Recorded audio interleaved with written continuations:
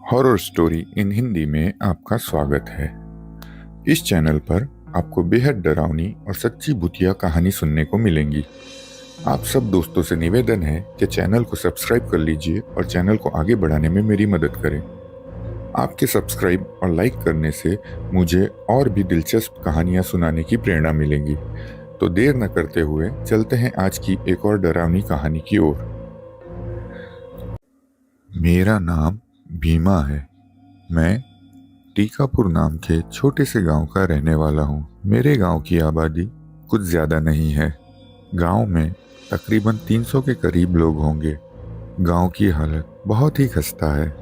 ज़्यादातर बिजली भी नहीं होती गांव में। मेरे गांव के पास ही में एक पुरानी बड़ी हवेली है जिसे गांव के लोग भूतिया हवेली के नाम से जानते हैं। उस हवेली से अजीबोगरीब आवाज़ें आती हैं। गांव वालों का ऐसा मानना है कि उस हवेली में कोई प्रेत है और जो भी उस हवेली में गया है वो वापस कभी नहीं लौटा।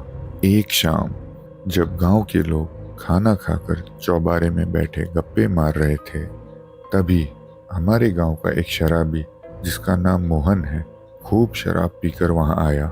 वह शराब पीकर अक्सर कुछ न कुछ ऊट-पटांग हरकतें करता रहता था।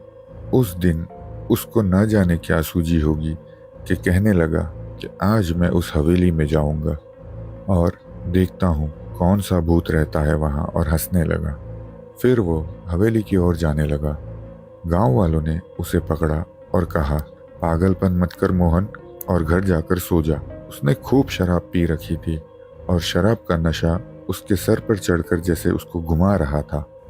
वो गांव वालों को उल्टा सीधा बोलने लगा, तुम लोग सब डरपोक हो। तुम लोगों ने उस हवेली के बारे में सब अफवाहें बना रखी हैं, पर मैं तुम जैसा डरपोक नहीं हूँ, कहकर वो हवेली की ओर जाने लगा। गांव वालों ने उसे पकड़ा और फिर समझाने की कोशिश की, पर वो कहाँ मानने वाला था। उसके दिमाग में तो शराब चढ़ी हुई थी।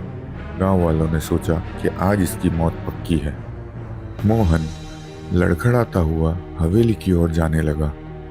गांव वाले डरते डरते कहने लगे कि ये शराबी आज हमारे गांव में मुसीबत लाकर ही छोड़ेगा। चलो अपने अपने घर चले जाते हैं, वरना इसके कारण हमें भी मुसीबत का सामना करना पड़ेगा।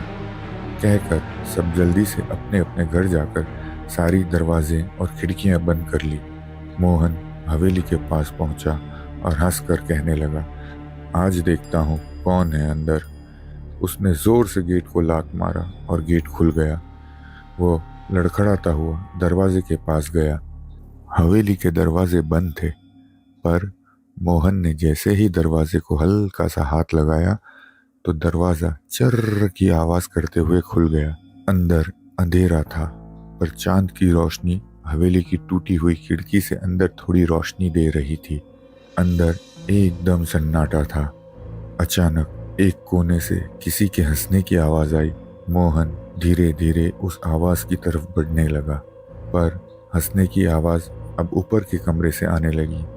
वो जैसे तैसे लड़खड़ाता हुआ सीढ़ियों की ओर बढ़ा और ऊपर की तरफ जाने लगा। ऊपर पहुंचकर जब उसने ध्यान से सुना तो वो आवाज एक कमरे से आ रही थी। मोहन उस कमरे की तरफ गया। कमरे के अंदर जाकर उसने देखा कि एक औरत आग में जल रही थी। उस औरत की हंसी अब डरावनी चीखों में बदल गई थी। ये देखते ही मोहन बहुत डर गया और उसका सारा नशा एक झटके में उतर गया।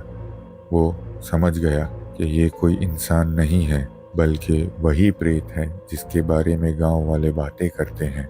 मोहन कमरे के बाहर भागने ही जा रहा था कि उस कमरे का दरवाज़ा बंद हो गया। उस औरत ने कहा, तू मेरी मदद नहीं करेगा? मोहन जैसे पसीने में नहा गया था। डरते डरते उसने पूछा, कौन हो तुम?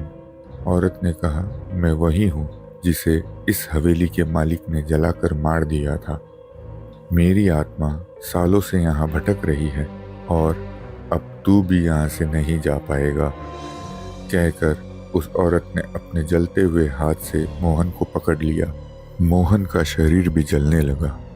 वह जोर जोर से चीखने और चिल्लाने लगा, मुझे छोड़ दो, मैंने कुछ नहीं किया है। मैं कसम खाता हूँ वापस कभी इस हवेली में पैर नहीं रखूंगा। वो औरत जोर जोर से हंस के कहने लगी, वापस तो तू तब आएगा जब मैं तुझे यहाँ से जाने दूंगी। अब तू भी मेरे साथ यहीं रहेगा और मैं तुझे रोज थोड़ा थोड़ा करके खाऊंगी। मोहन की चीखें पूरी हवेली में गूंज रही थी। अगली सुबह गांव वालों ने सोचा कि हवेली के वहां जाकर देखते हैं, अगर मोहन दिख जाए। हिम्मत करके गांव वाले हवेली की ओर गए। उन्होंने जाकर देखा तो हवेली के दरवाजे पर मोहन का जला हुआ शरीर टंगा हुआ था। उसकी आंखों की जगह सिर्फ गड्ढे थे। आंखें जैसे किसी ने नोच कर निकाल दी थी। शरीर पर कपड़े नहीं थे और सारा शरीर जलकर झुलस गया था। सारे गांव में मोहन की खबर फैल गई। आसपास के गांव तक भी ये खबर फैल गई। सब लोग बहुत डर गए। मोहन का नाम भी अब उस हवेली से जुड़ गया। लोग कहते हैं कि कभी कभी हवेली से मोहन के चीखने की आवाजें भी सुनाई देती हैं।